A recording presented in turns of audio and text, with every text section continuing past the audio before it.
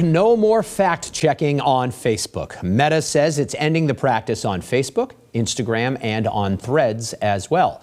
CEO Mark Zuckerberg says he wants to prioritize free speech. Instead of fact-checking, there will be crowdsourced notes allowed on posts, a lot like what you might find on X. WBZ's John Keller shows us Zuckerberg's explanation for this change and who's worried about it. We're going to get rid of fact-checkers and replace them with community notes similar to X, starting in the U.S.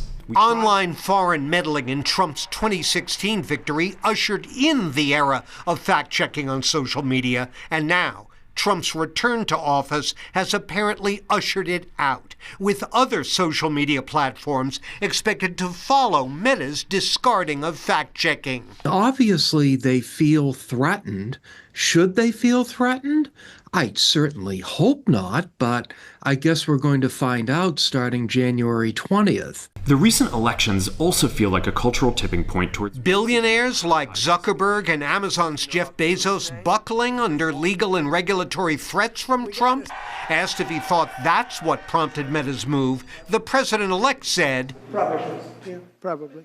To the dismay of this First Amendment scholar. That the kind of free speech that got a boost today is free speech that is often false, and in addition to being false, is sometimes dangerous. I can't say what their motivations are, but it all has been timed at a certain point, you know. Katie Sanders is editor of PolitiFact, which contributed fact-checking to Meta.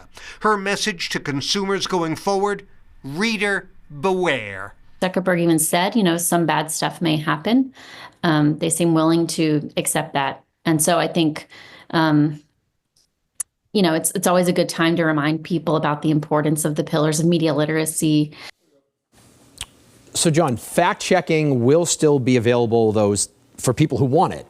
Yes. Websites like PolitiFact, factcheck.org will still be ongoing, but it won't be available embedded right there in the story, so you'll have to seek it out. There have been studies that showed that having it embedded led to sharp reductions in people passing on fake stories or false stories and so forth. So it was having a positive impact, but money talks and everything else walks, David. It sure does.